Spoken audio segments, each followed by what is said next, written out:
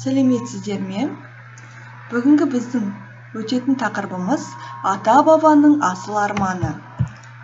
Біз сіздермен қоғамдық саяси, әлеуметтік экономикалық, ғылыми тақырыптарға байланысты әртүрлі жанрдағы кең көлемді мәтіндердегі, яғни жолдаудағы мақсатты аудитория мен көркемдегіш құралдардың рөлін талдау, және де жинақталған материалдар негізінде көзделген мақсатқа сәйкес ауызша және жазбаша мәтіндер үшін күрделі жоспар құру мақсатын жүзеге асырамыз. Енді сіздерге ой шақыру сұрағы. Мәңгілік елдің қандай сипаттамаларын білесіңдер? Мәңгілік ел қандай болуы тиіс? Ауызша жауап берсеңіздер болады.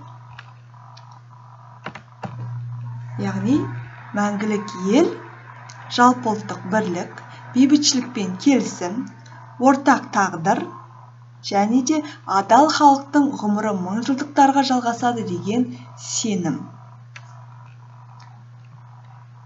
Енді осы мәңгілік ел тақырыбына байланысты қарастырайық. Ата-бабамыздың арманы мен өз армандарыңызды салыстырыңыздар.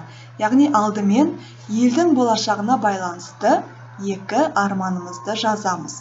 Бұл тапсырманы орындауға сіздерге 5 минут уақыт беріледі. Паузаға қойсаңыздар болады.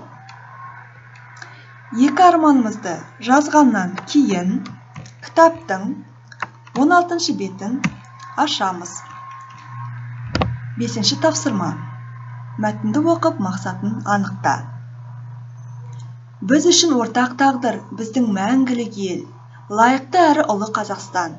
Мәңгілік ел жалпы қазақстандық ортақ шаңырағымыздың ұлттық идеясы. Бабаларымыздың арманы. Егеменді дамудың 22 жылында барша қазақстандықтарды біріктіретін, ел болашағының іргетасын қалаған басты құндылықтар жасалды. Олар көктен түскен жоқ. Бұл құндылықтар уақыт сыннан өткен қазақстандық жол тәжірибесі. Біріншіден, Қазақстанның тәуелсіздігінің астанасы. Екіншіден, қоғамымыздағы ұлттық бірлік, бейбітшілік пен келісім. Үшіншіден, зайырлы қоғам мен жоғары руханият. Төртіншіден, индустрияландыру мен инновацияларға негізделген экономикалық өсім.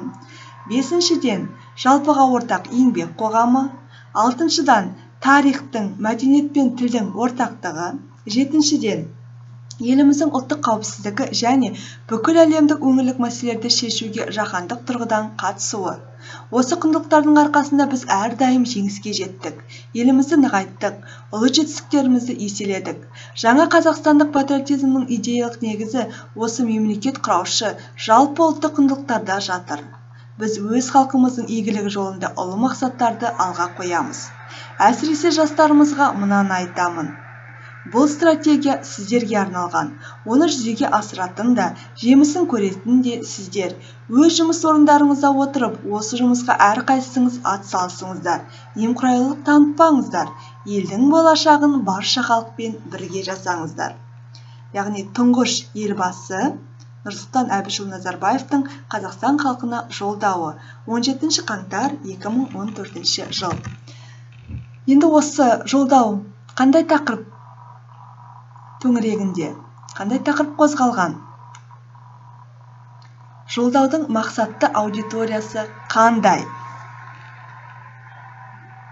Мақсатты аудиториямен онлайн мектептен таныса аласыздар. Яғни мәтін әуел бастан белгілі бір оқырмандарға бағытталады. Оны қандай да бір адамдар тобының оқушы жазылады. Публицистика жанрларында аудиторияға әсер ету үшін көркемдегіш, бейнелегіш құралдар жиі қолданылады. Яғни мақсатты аудиториясы қандай? Соны дәптерлеріңізге жаза кетсеңіздер. Және де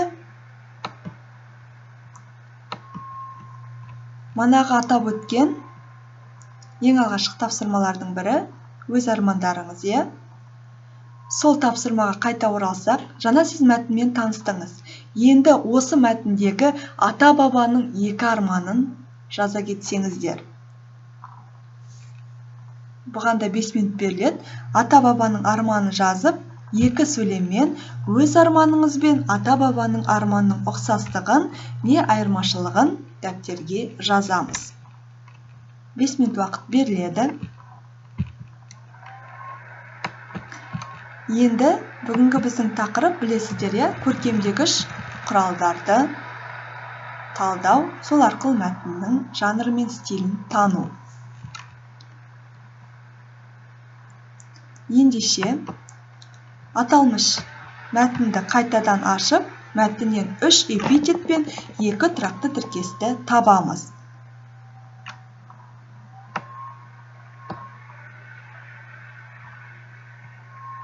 Мысалы,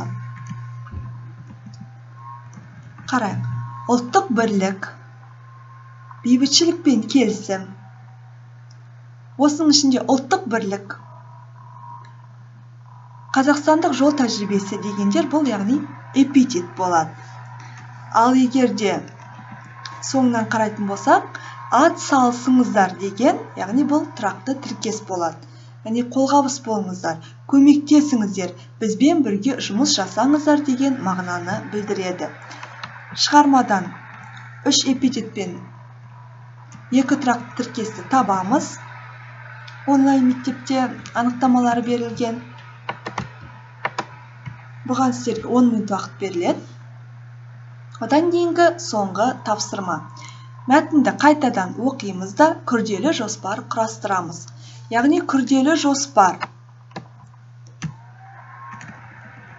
Күрделі жоспар кіріспе, негізгі бөлім, қорытындыдан тұрады. Кіріспеге де тақырыпша береміз, негізгі бөлімге тақырып береміз. Оның әрбір өзінің бөлімшелері болады, және де қорытынды. Ескерту, мәңгілік ел идеясы, немесе мәңгілік ел ортақ идея деген күрделі жоспардың тарауына жатпайды. Сіздер құрмалас сөйлемдерді қатыстырып, абзацтағы негізгі мәселені талқылай отырып, күрделі жоспар құруға тиіссіздер. Күрделі жоспардың сіздерге үлгісі берілген.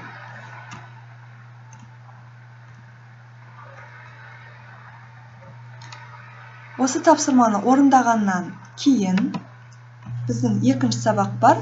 Екінші сабақ сіздерде онлайн мектепте жалғасады.